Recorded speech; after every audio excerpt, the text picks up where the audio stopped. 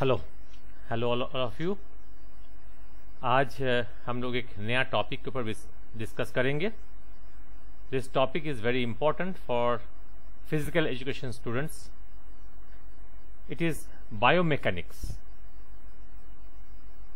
जैव यांत्रिकी, that is biomechanics for MPH students और फिजिकल एजुकेशन स्टूडेंट्स जो फिजिकल एजुकेशन में बैचलर्स या मास्टर्स कर रहे हैं, उनमें एक बायोमेकेनिक्स का एक सब्जेक्ट रहता है। So we will discuss the importance and the features of the biomechanics that is needed for the MPH students.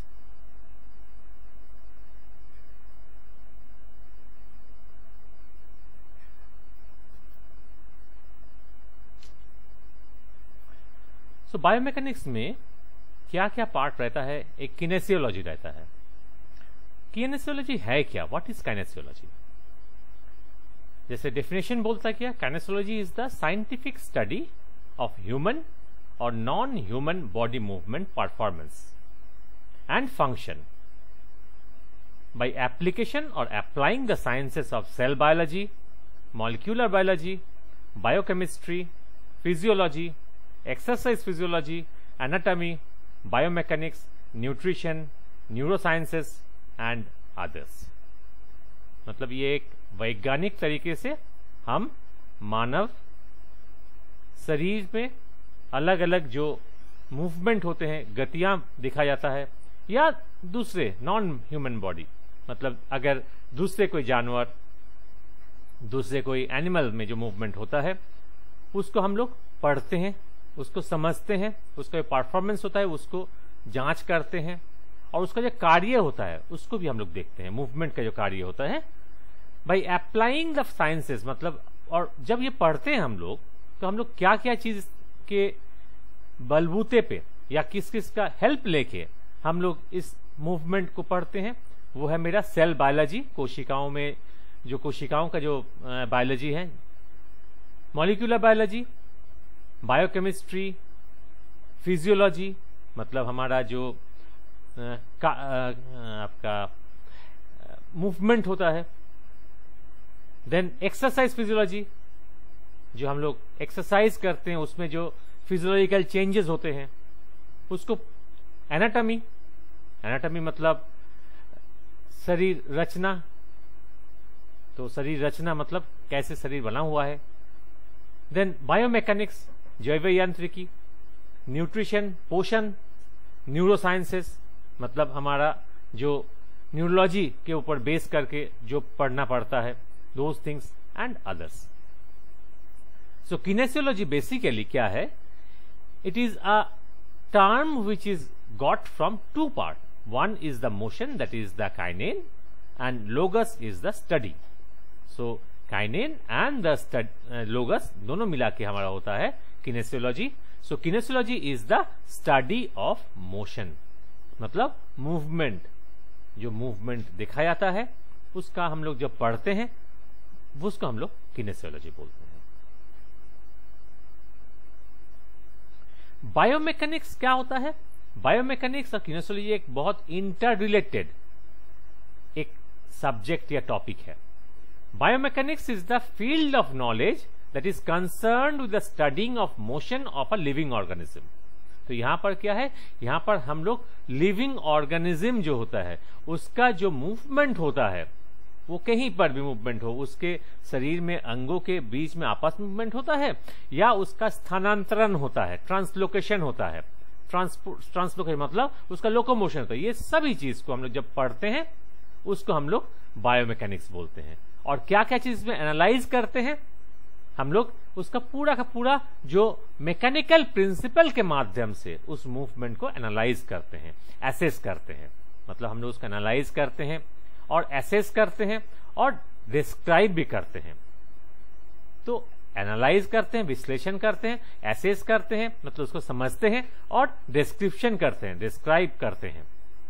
उसको प्रॉपर तरीके से हम उसको जब उसको डिस्क्राइब करेंगे उसमें हम लोग मैकेनिकल प्रिंसिपल के यूज, मतलब फिजिक्स को यूज करेंगे यहां पर। So we are using physics in case along with biology to understand the movement. So it is the study of the structure, function and motion of the mechanical aspect of the biological system. मतलब हमारा शरीर में जो biological systems है उसका जो यांत्रिकी part जो होता है, मैकेनिकल एस्पेक्ट जो है, उसको हम लोग पढ़ते हैं यहाँ पर at any level from the whole organism to the organs. मतलब ये हर लेवल में होता है. जैसे मैं अभी बात किया हूं ना कि हमारा जो अंगों में जो मूवमेंट होता है, आपस में जो मूवमेंट होता है, वो भी मेरा बायोमैकेनिक्स का हिस्सा है. या ट्रांसलोकेशन, मतलब हम एक व्यक्ति या एक वस्तु या एक कोई भी ऑर्गेनिज्म जो होता है वो हमारा एक स्थान से दूसरे स्थान में उसका स्थानांतरण हो रहा है. It is getting translocated from one place to another, जिसको हम लोकोमोशन बोलते हैं. तो ये सब लेवल में हम लोग बायोमैकेनिक्स करते हैं. It is basically from whole organism to organs, cells and even the cell organelles. हर स्तर में हम लोग कोई भी मूवमेंट जो होता है किसी जीव में, किसी जीव के शरीर में, तो उसको हम लोग बायोमैकेनिक्स के माध्यम से समझते हैं. And it is always in the help और with the help of the mechanics. मतलब मैकेनिक्स, यांत्रिकी के माध्यम से हम लोग उसको समझते हैं. So it is a branch of biophysics. क्योंकि यांत्रिकी क्या है? यांत्रिकी हमारा फिजिक्स के पार्ट है. फिजिक्स मतलब भौतिक चिकित्सा. सो भौतिक चिकित्सा का अंग है मेरा mechanics. So biomechanics basically is a part of biophysics. अब क्योंकि हम लोग यहां पर बात कर रहे हैं खेल का, खिलाड़ियों का, हम लोग बात कर रहे हैं फिजिकल एजुकेशन, जो हमारा शारीरिक शिक्षा की बात कर रहे हैं, तो यह this is very much related with the sports, खेल के साथ जुड़ा हुआ. इसीलिए स्पोर्ट्स बायोमैकेनिक्स को भी हम लोग समझना पड़ेगा. So what is sports biomechanics? Sports biomechanics studies the human motion during exercise and sports. So मानव शरीर में जो अलग अलग गतियां जो होता है, जो मूवमेंट होता है एक्सरसाइज के दौरान, मतलब कोई भी आपका व्यायाम के दौरान, कसरत के दौरान या हमारे खेल के दौरान, उस दौरान जो हमारा मैकेनिक्स या मूवमेंट होता है उसको हम लोग जब पढ़ते हैं उसको हम लोग स्पोर्ट्स बायोमैकेनिक्स के माध्यम से पढ़ते हैं. अब आप लोग बात करेंगे, पूछेंगे कि बायोमैकेनिक्स, स्पोर्ट्स बायोमैकेनिक्स और ऑर्डिनरी बायोमैकेनिक्स में क्या डिफरेंस होता है. देखिए, physics and the laws of mechanics are applied to athletic performances. हम लोग जब एक्टिविटी करते हैं, एक्टिविटी के दौरान हमारा जो मैकेनिकल परफॉर्मेंस होता है, जो एक्टिविटीज जो परफॉर्मेंस होता है, जो एथलेटिक परफॉर्मेंस होते हैं, उसमें लॉज ऑफ मैकेनिक्स पे अप्लाई करना ही है. जो हमारा यांत्रिकी का जो अलग अलग लॉज होते हैं उसको तो यूज करना है. Then only we can perform it to the maximum या बेस्ट परफॉर्मेंस. अब स्पोर्ट्स बायोमैकेनिक्स, ऑर्डिनरी बायोमैकेनिक्स में डिफरेंस क्या है? देखिए, व्हाट इज स्पोर्ट्स और एक्सरसाइज? स्पोर्ट्स और एक्सरसाइज क्या होती है? It is basically the point in which our body is performing above its normal range, sometimes above its physiological limit. मतलब खेल के दौरान हम जब एक्टिविटी करते हैं, हम जब मूवमेंट करते हैं, हमारा शरीर में अलग अलग जो चेंजेस होते हैं वो हर वक्त हमारा जो लेवल होता है, जो हमारा एक्सट्रीम रेंज होता है, फिजियोलॉजिकल रेंज जो होती है, उस रेंज में हम लोग परफॉर्म करते हैं. हम जब सामान्य जब चलते हैं उस दौरान हम बहुत धीरे चलते हैं. हमारा जो हार्ट है, हमारा हार्ट ज्यादा पंप नहीं करता है, हमारा मूवमेंट, हमारा जॉइंट्स जो है ज्यादा मूव नहीं करता है, हमारा मसल्स ज्यादा कॉन्ट्रैक्ट नहीं करता है, क्योंकि we need only minimal activity to perform our normal day to day activities. मतलब हमारे जो दैनिक जो काम होता है, जो हमारा दिनचर्या का काम होता है, उसको परफॉर्म करने के लिए हमें बहुत ज्यादा एनर्जी या परफॉर्मेंस की रिक्वायरमेंट नहीं होता है. लेकिन जब हम खेल में बात करते हैं तब हमारे शरीर का हर एक्टिविटी जो होता है, हर मूवमेंट जो होता है, हर सिस्टम जो होता है, it performs at its highest range. That means they are at stress. They मतलब जो हमारा systems, they are at stress. तो स्ट्रेस में रहेगा तो वहां पर उसका परफॉर्मेंस लेवल बढ़ने के साथ साथ एक चांसेस रहेगा कि उसमें कोई इंजुरी, उसमें कोई तकलीफ या परेशानी उसको भी फेस करना पड़े. और अगर हम लोग मैकेनिक्स को इस्तेमाल करें, यूज करें, तो हम उस परफॉर्मेंस को इम्प्रूव कर सकते हैं उसको समझ सकते हैं और उसका जो भी इंजरीज होती है, जो भी आपका जो प्रॉब्लम्स होता है, उसको टेक केयर कर सकते हैं। That is the difference between a normal biomechanics and a sports biomechanics. So it is basically study of forces. जो अलग अलग फोर्स होता है, मतलब अलग अलग बल जो होते हैं, वो हमारा biomechanics basically study of forces and their effects on the living system and it's locomotion. मतलब जो अलग अलग बल हमारे शरीर के ऊपर प्रयोग होता है हर समय, और उसका जो इफेक्ट होता है हमारे शरीर के ऊपर या हमारे शरीर के गतियों के ऊपर, या हमारा लोकोमोशन मतलब ट्रांसपोर्टेशन, ट्रांसलोकेशन मतलब स्थानांतरण के दौरान, वो हमारा बायोमेकेनिक्स का पार्ट रहता है। So we basically study forces and their effects. Biomechanics में फोर्सेस में भी दो प्रकार का होता है, एक आंतरिक that is the internal force and the external force that is the बाह्य बल। सो आंतरिक बल और बाह्य बल। आंतरिक बल क्या होता है, बाह्य बल क्या होता है, हम लोग डिस्कस कर रहे हैं थोड़ा देर में, और उसका क्या इफेक्ट होता है, प्रभाव क्या होता है उसका, what is the effect of those forces on हमारे जो सिस्टम होता है, शरीर का सिस्टम होता है, और हमारा जो स्थानांतरण या लोकोमोशन होता है उसको क्या इफेक्ट होता है, वो हम बायोमेकेनिक्स में पढ़ेंगे। अब बायोमेकेनिक्स का क्या क्या पार्ट्स होते हैं, क्या क्या अलग अलग पार्ट्स होते हैं, what are the various parts of biomechanics. पहला वाला जो है स्टैटिक्स बोलते हैं।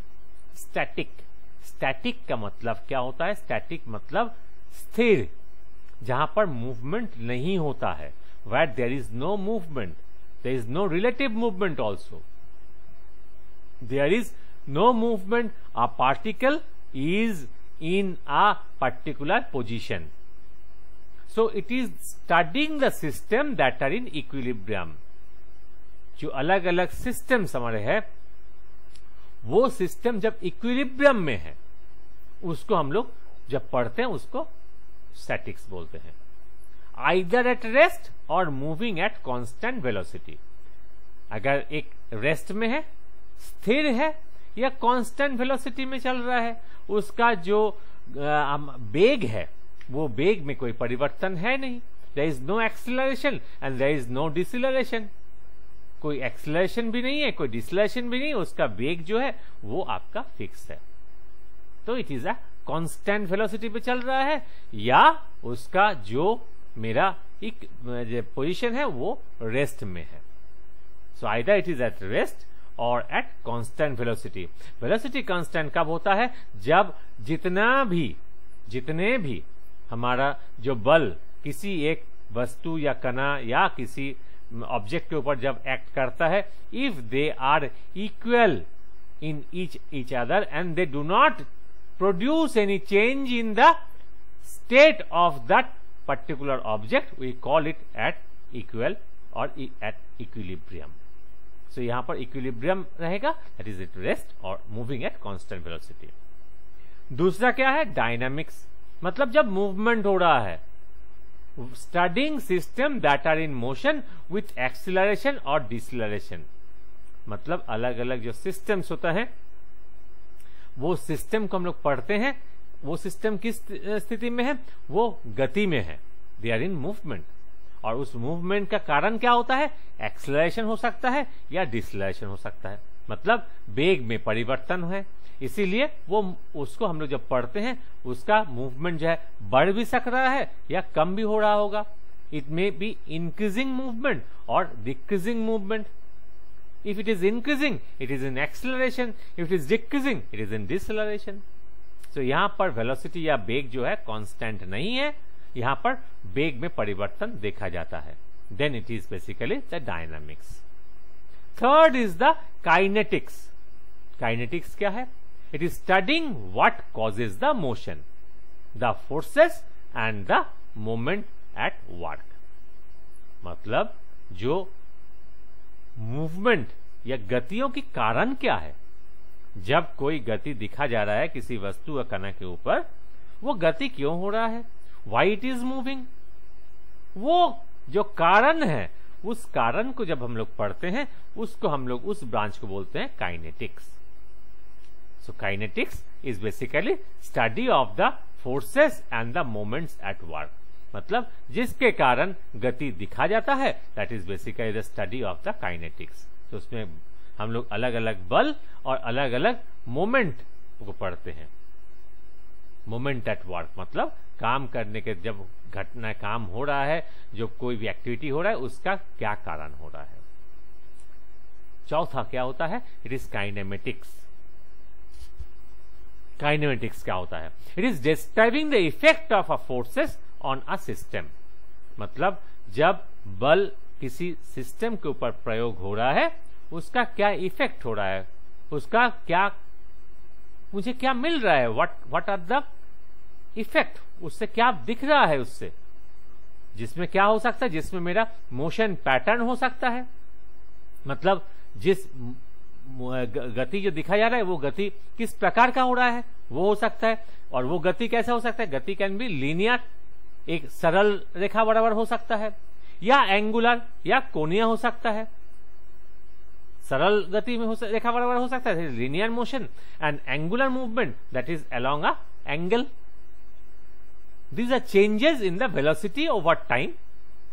तो वेलोसिटी जो होता है, वेलोसिटी कैसे चेंज हो रहा है वो भी देखना है.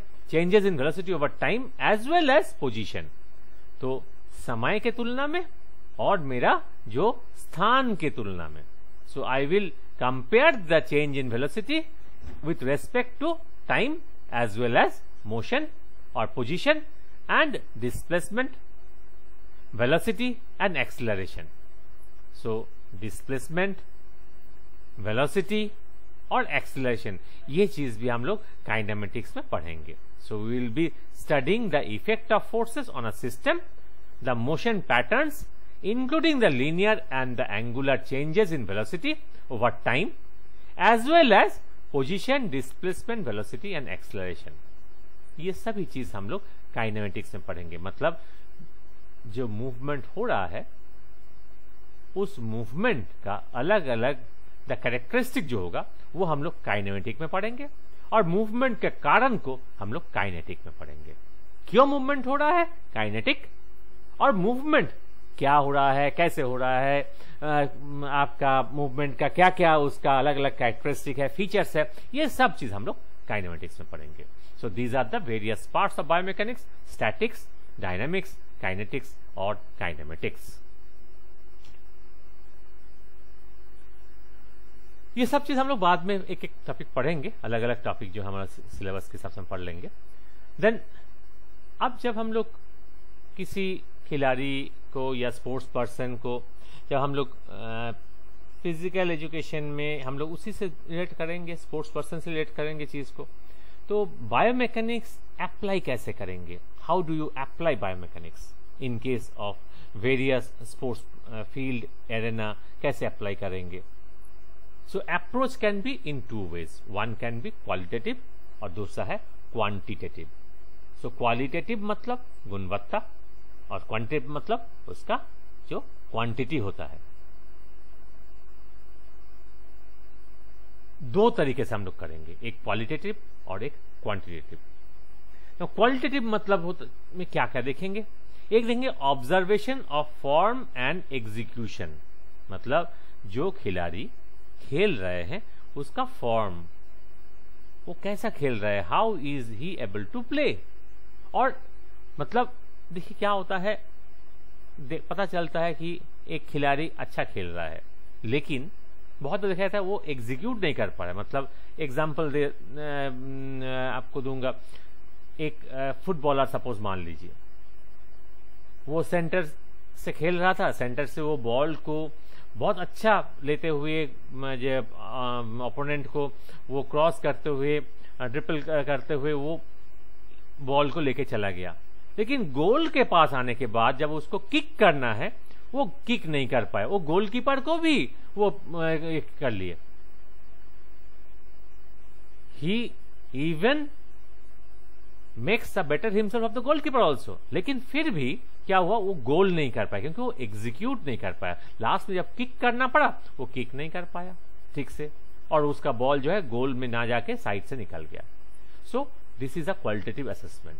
कि मुझे देखना पड़ेगा फॉर्म कैसा है, और फाइनली जब उसको परफॉर्म करना है वो एग्जीक्यूट कैसे किया। तो this basically a qualitative analysis. और इसको कर कैसे रख सकते हैं हम लोग, एक तो मिरर से कर सकते हैं।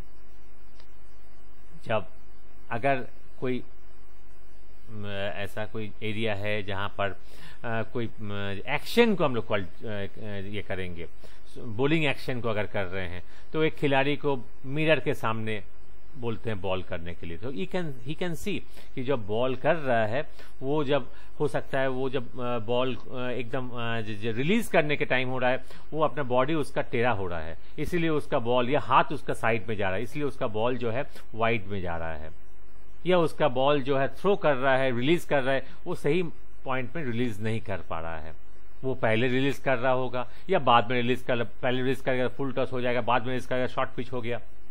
सो these can be seen in mirrors. Then video recording, जैसे मैं एग्जांपल दिया फुटबॉलर का, कोई भी आपका फील्ड गेम का, उसमें वीडियो रिकॉर्डिंग करके हम लोग एनालाइज कर सकते हैं। And finally we can go for a performance checklist. It is the oldest method. पहले, बहुत पहले जब आपका होता था, हम लोग जब छोटे थे तब होते थे, means at the time of जैसे कोई मैच से पहले या टीम बनने से पहले चेकलिस्ट बनता था। That is the final part कि how he is doing, running performance and all those things. तो ये चेकलिस्ट होता था। तो these are can be the qualitative. दूसरा है क्वांटिटेटिव। उसमें क्या है, how fast did the student run, जो खिलाड़ी, जो स्टूडेंट जो है वो कितना स्पीड से चला, उसका यहां पर गति के बारे में बात कर रहे हैं हम लोग, स्पीड के बारे में बात कर रहे हैं। What is the distance covered by the student after running 5 minutes, 5 minute दौड़ने के बाद वो स्टूडेंट ने कितना डिस्टेंस कवर कर लिया। तो इसमें क्या होता है, हम लोग क्वांटिटी देख रहे हैं। वो लड़का कैसे दौड़ा नहीं देखेंगे, वो पहले फास्ट दौड़ा था बाद में धीरे दौड़ा, या पहले धीरे दौड़ा बाद में फास्ट दौड़ा, या उसने कांस्टेंट स्पीड में काम किया, ये सब नहीं देख रहे हैं। हम क्या देख रहे हैं कि कितना जल्दी दौड़ा, कितना डिस्टेंस कवर किया, या जंप करने बोले, how high should a volleyball player jump to block a ball. एक बॉल को ब्लॉक करने के लिए जो वॉलीबॉल प्लेयर होगा, जो फ्रंट में खेलेगा, वो नेट में खेलेगा, वो कितना जो ऊंचा उसको जंप करना है। How many free throws can a student do, angle of release, मतलब फ्री थ्रो करने बोले और देखते हैं कि एक फ्री स्टूडेंट कितना फ्री थ्रो कर सकता है। बाद में क्या होगा, जब भी आप शायद 10 कर लिया, 15 कर लिया, 20 कर लिया, बाद में उसका हाथ में दर्द शुरू हो जाएगा, वो सही तरीके से रिलीज नहीं कर पाएगा, उसका जो बॉल जो है दूर नहीं जाएगा। So this is basically a quantitative part. अब आते हैं हम लोग जो कंसेप्ट है बायोमैकेनिक्स का, क्या क्या चीज बहुत इंपॉर्टेंट है बायोमैकेनिक्स। जब पढ़ेंगे हम लोग क्या क्या चीज पे देखना पड़ेगा। खिलाड़ी के साथ बात कर रहे हैं हम लोग, we are with reference to our physical education. हम लोग क्या क्या कंसेप्ट बायोमैकेनिक्स का जानना इंपॉर्टेंट है, बिकॉज एनालाइज जब करेंगे किसी खिलाड़ी का, किसी स्टूडेंट का, किसी बच्चे का जो स्पोर्ट्स परफॉर्मेंस को, हम लोग क्या क्या चीज यूज करना पड़ेगा बायोमैकेनिक्स का, उसको सही तरीके से एनालाइज करने के लिए। सबसे पहले तो फोर्स। फोर्स मतलब बल। So how the individual is applying the force and what all force are being applied on that individual. ये दोनों चीज इंपॉर्टेंट है, एक एक्सटर्नल, दूसरा है internal. Then tension. Tension means जो मसल्स, उसका टेंशन कितना है, how, what is the contraction of the muscles, how is the muscle contracting. Isometric contractions होते हैं, पर्टिकुलर पोजीशन में आप अगर आइसोमेट्रिक कॉन्ट्रैक्शन मेंटेन करोगे तो यू कैन परफॉर्म वेल। कभी कभार हमें कुछ एक्टिविटीज में इसेंट्रिक कॉन्ट्रैक्शन का रिक्वायरमेंट होती है। If we are not able to perform the activities properly, अगर इसेंट्रिक कॉन्ट्रैक्शन संभव नहीं, eccentric contraction needs good amount of strength, तो वो अगर नहीं है तो इसेंट्रिक कॉन्ट्रैक्शन करने में वो पर्टिकुलर इंडिविजुअल सक्षम नहीं होगा। डाउनहिल रनिंग करना है, इसेंट्रिक कॉन्ट्रैक्शन हो रहा है, तो उस कंडीशन में अगर नहीं कर पाएगा, then he is not going to perform properly. Then gravity and centre of mass. पृथ्वी में कोई भी एक्टिविटी जो हो रहा है उसका सबसे बड़ा जो फोर्स जो काम कर रहा है उसके पीछे वो है हमारा ग्रेविटेशनल पुल या ग्रेविटी, गुरुत्वाकर्षण बल। बहुत इंपॉर्टेंट है। हर वस्तु का इक्विलिब्रियम, उसका जो संतुलन ये मेंटेन करने के लिए पीछे जो बल हमारे हर वक्त काम कर रहा है वो है हमारा गुरुत्वाकर्षण बल। और center of mass is the point through which it is thought that the whole gravity is being acted upon. So एक वस्तु का center of mass और gravity ये दोनों चीज बहुत इंपॉर्टेंट होता है। जब पॉइंट आएगा हम लोग बात करेंगे इसके ऊपर भी डिटेल में। और इक्विलिब्रियम, संतुलन, कोई भी एक्टिविटी करना है तो we should be in equilibrium, नहीं तो हम उस एक्टिविटी को सही रूप में नहीं करेंगे। बहुत सिंपल एग्जांपल दे रहा हूं आपको।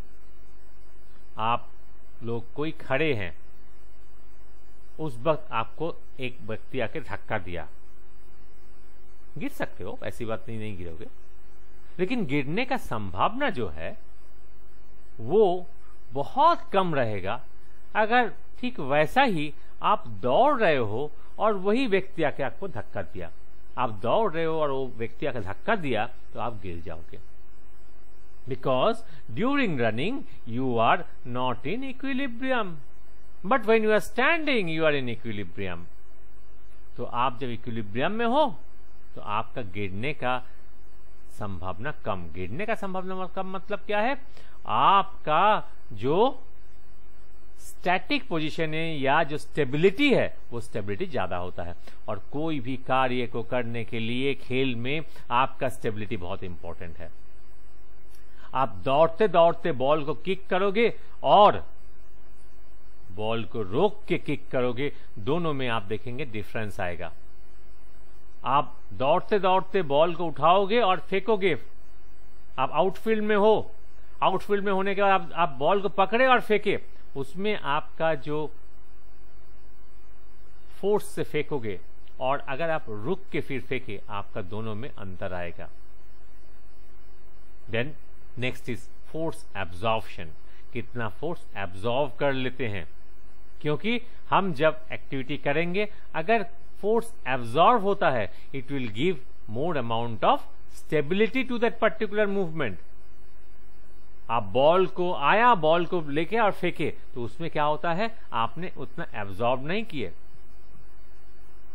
लेकिन अगर आप फोर्स को एब्जॉर्ब कर लेते हो, उसके बाद आप उस पर्टिकुलर एक्शन को कंटिन्यू करते हो, it will be a better position. Then friction, घर्षण बल बहुत इंपॉर्टेंट है। Without friction it is not possible to perform anything. Friction को, बिना फ्रिक्शन का हम कोई भी कार्य को संपन्न नहीं कर पाएंगे।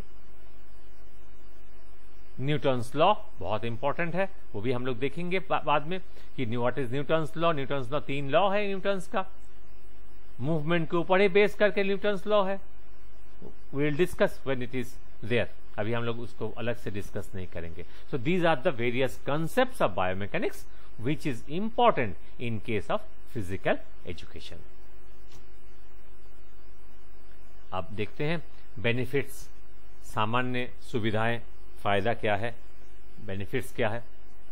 Knowledge of biomechanics in teaching physical education will help to improve the performance of the students. खिलाड़ी का जो परफॉर्मेंस है, जो प्रदर्शन है, उसका जो स्तर है, उसको इंप्रूव या बेहतर करने में सहायता करेगा। It will also help the teachers in improving the teaching capabilities and efficacy. अगर जो शिक्षक हैं वो शिक्षक को बायोमैकेनिक्स सही तरीके से पता है तो वो जब सिखाएंगे वो और टेक्निकली साउंड होकर सिखा पाएंगे, उनका वैज्ञानिक तरीके से वो सिखा पाएंगे। और वैज्ञानिक तरीके से सिखा पाएंगे तो जो सीखेंगे वो भी वैज्ञानिक तरीके से सीख पाएंगे। So it will both be a benefit for the teachers as well as the students. Then sound understanding of biomechanical concept will help in the development of appropriate physical activities for students. अगर हमारा जो biomechanics concept है उसको सही तरीके से समझ पाए हम, तो उससे क्या होगा, एप्रोप्रिएट फिजिकल एक्टिविटी जो होगा खिलाड़ियों के लिए, बच्चों के लिए, यहाँ पर बच्चों का बात कर रहे हैं हम लोग, बच्चों का जो सही सटीक जो स्पोर्ट्स एक्टिविटीज या फिजिकल एक्टिविटीज जो है उसको डेवलप करने के लिए हमें फायदा या सुविधा मिलेगा, हेल्प मिलेगा। क्यों? क्योंकि हमें पता है कि एक बच्चे के लिए उसका शरीर किस प्रकार से काम करता है, उसके शरीर में क्या क्या चेंजेस हो सकता है। If we know those things, what happens, we can easily formulate a proper exercise program for a specific age group, so that will help the students in their growing years. It will also help the teachers and the coaches in understanding the movement of their students and athletes. अगर सही तरीके से हम लोग biomechanics को पढ़ें तो क्या होगा, जो टीचर्स होंगे, जो शिक्षक होंगे, जो कोचेस होंगे, उनको जो स्टूडेंट्स, जो छोटे बच्चे हैं, उनका जो मूवमेंट है, उनका जो एक्टिविटीज है, जो मोशन है उसके शरीर में, उसको समझने में सहायता होगा। एक खिलाड़ी का क्या क्या मूवमेंट है उसको समझने में सहायता मिलेगा, हेल्प मिलेगा। तो सबसे बड़ी बात क्या होता है, उनका परफॉर्मेंस इंप्रूव होगा, चोट कम लगेंगे। They will have a improved performance, reduced incidence of injuries, and they will have a longer sports life. अब इसका महत्व क्या है, बायोमैकेनिक्स का फिजिकल एजुकेशन में महत्व क्या है? To help students improve their performance in sports, dance and other physical activities. तो खिलाड़ियों को अपना परफॉर्मेंस जो होता है, प्रदर्शन जो होता है खेल में, कोई डांसिंग एक्टिविटीज में, क्यों dance also needs a very high intensity movements, और बाकी जो दूसरे फिजिकल एक्टिविटीज होते हैं इसमें वो उनका परफॉर्मेंस प्रदर्शन को इंप्रूव कर सकते हैं। जैसे अभी बात किया था, reduce the risk of injury, चोट लगने का जो चांसेस है, संभावना है, उसको कम कर देता है। बहुत इंपॉर्टेंट पार्ट है, क्योंकि biomechanics is a part which encompasses physiology and anatomy to understand the human body, हमारे मानव शरीर को समझने में सहायता करता है biomechanics. To know how internal and external forces affect movement, हम लोग देखे हैं काइनेटिक्स काइनेमेटिक्स में, जो इंटरनल फोर्सेस होता है, आंतरिक बल, और एक्सटर्नल बाह्य बल जो हमारे शरीर के ऊपर हर वक्त कार्य कर रहा है, प्रयोग हो रहा है, तो ये हमारा जो मूवमेंट है, अलग अलग गतियां जो होती है, उसको कैसे अफेक्ट करता है, वो अपना जो इफेक्ट कैसा होता है इसके ऊपर, how do they affect the movement, ये देख पड़ेंगे। Improve technique and the equipment, हम लोग जो अपना तकनीक जो होता है, खेलने का तकनीक जो होता है उसको, और इक्विपमेंट जो अलग अलग खेल के सामग्री यूज कर रहे हैं उसको भी ठीक कर सकते हैं। प्रोमोट सेफ्टी, सावधानियां बरतने के लिए सहायता हो सकता है। Improve teaching and learning processes, जैसा भी बात किए थे, दोनों के लिए, शिक्षक के लिए और विद्यार्थी के लिए, दोनों के लिए। जो पढ़ा रहे हैं उनको भी अपना पढ़ाना बेहतर हो सकता है, बेहतर कर सकते हैं, अपना तकनीक बेहतर कर सकते हैं, और जो पढ़ रहे हैं वो भी और साइंटिफिक वे से पढ़ सकते हैं, समझ सकते हैं। दोनों चीज हेल्प करता है।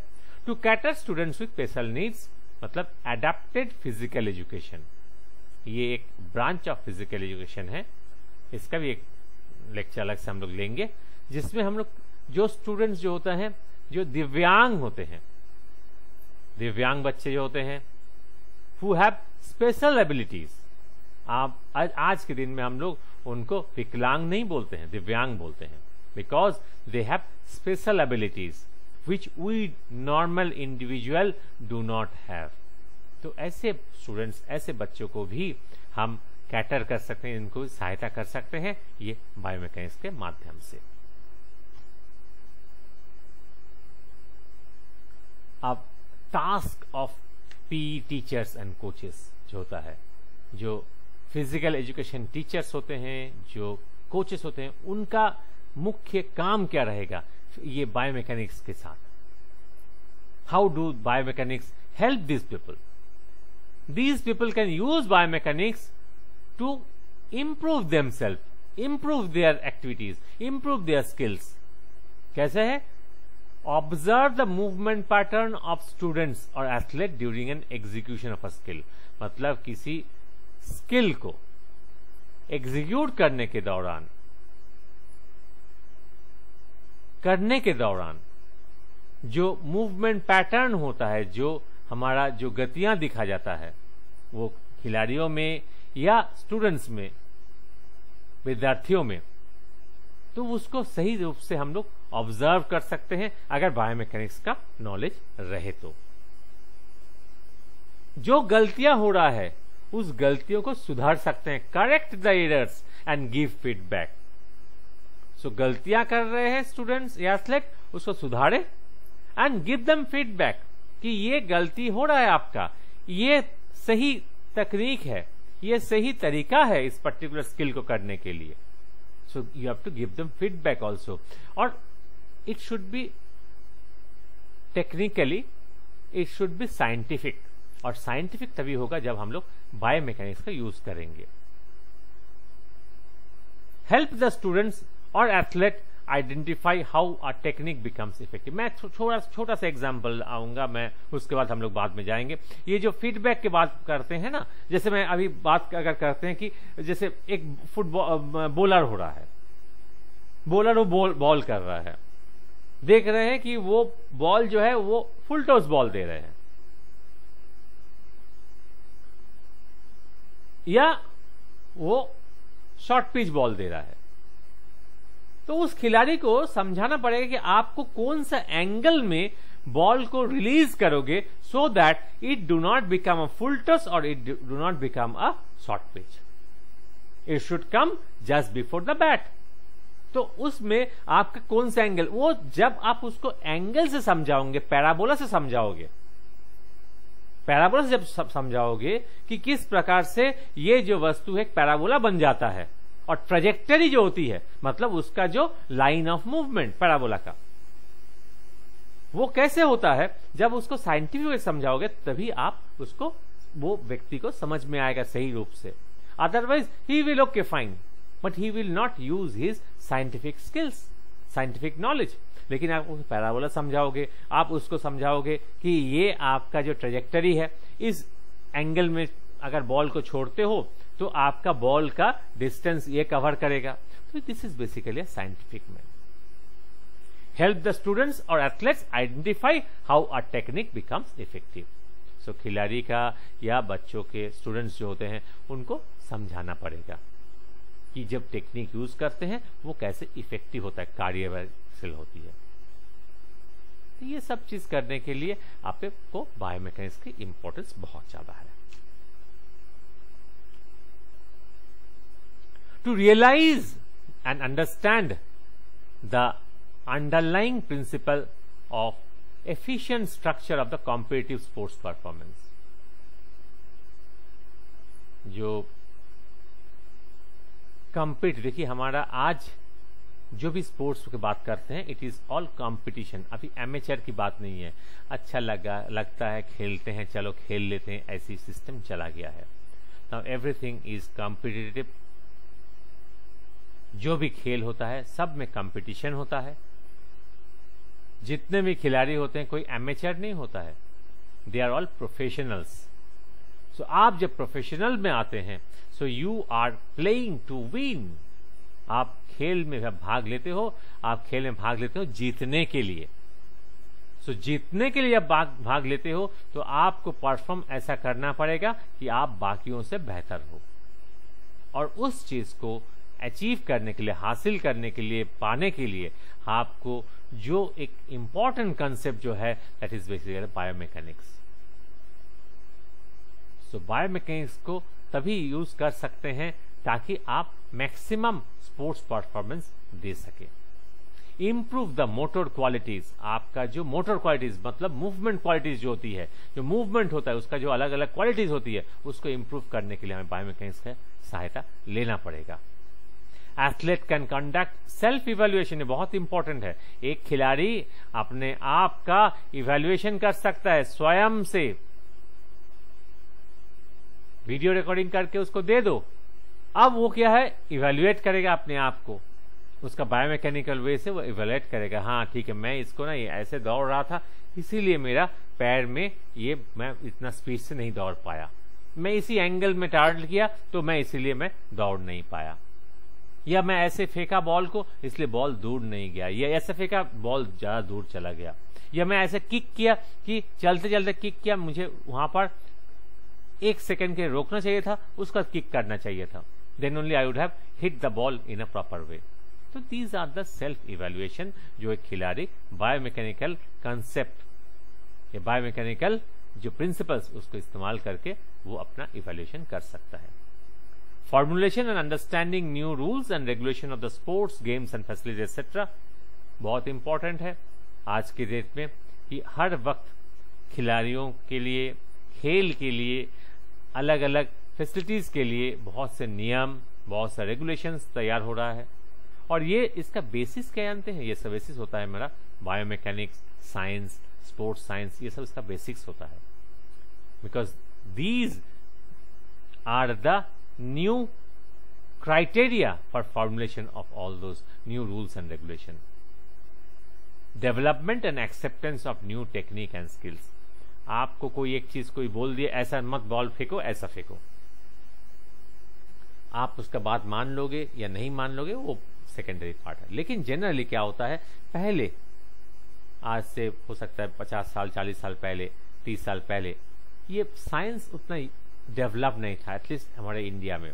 उस दौरान कोच ने, मैनेजर ने कुछ बोला ये ऐसा करना है तो प्लेयर जो है वो मान लिया, स्टूडेंट जो है मान लिया। बहुत बार कोच सही होता था, कभी कभी कोच गलत भी होता था, क्योंकि वो भी किसी और से सीखा था, सुना था, उनको भी साइंटिफिक कारण पता नहीं था। लेकिन आज के डेट में we are analysing each and every technique and skill with the biomechanics in as the criteria. Biomechanics को ध्यान में रखते हुए हम हर एक स्किल को समझते हैं, उसको डेवलप करते हैं। और जब ये डेवलप करते हैं, जो उसके ऊपर जो उसको यूज करेंगे वो भी बायोमैकेनिक्स पता है, तो उनको भी इजी होता है उस नया जो स्किल डेवलप हुआ है, नया जो टेक्निक डेवलप हुआ है, उसको एक्सेप्ट करने में सहायता इजी होता है उनको पता है कि this is better than what it was before, पहले से तुलना में ये अच्छा है, क्योंकि they also know the science behind it. So this is the importance of biomechanics. Selection of athletes and players for specific sports and games, and games नहीं and होगा, and games. So अलग अलग विशेष जो खेल के लिए खिलाड़ियों को सिलेक्ट करने के लिए, चुनने के लिए, हर स्पोर्ट्स के लिए हर प्लेयर सुटेबल नहीं है, उसका बायोमैकेनिकल पार्ट देखना पड़ेगा। दौड़ नहीं पाते हैं या उनको फेंक नहीं पा रहा है, तो दैट इज द बायोमैकेनिक्स। हमें बायोमैकेनिक्स से देखेंगे कि हाँ, if this individual is able to perform as per the requirement of this sport. Then selection of equipment and facilities, जो अलग अलग इक्विपमेंट और फैसिलिटीज होते हैं खेल में, उसको सिलेक्ट करने के दौरान भी हम लोग बायोमैकेनिक्स का यूज करते हैं। बहुत इंपॉर्टेंट है prevention, protection and rehabilitation from sports injuries. This is a very important topic, a very important part of biomechanics which can be used for the benefit of the sports person, the athlete, students and the sports fraternity, field of sports. खेल में चोट एक ऐसा चीज है जो सबको लगता है, लेकिन चोट कैसे लग रहा है, क्यों लग रहा है, इसका कारण हमें ढूंढना पड़ता है।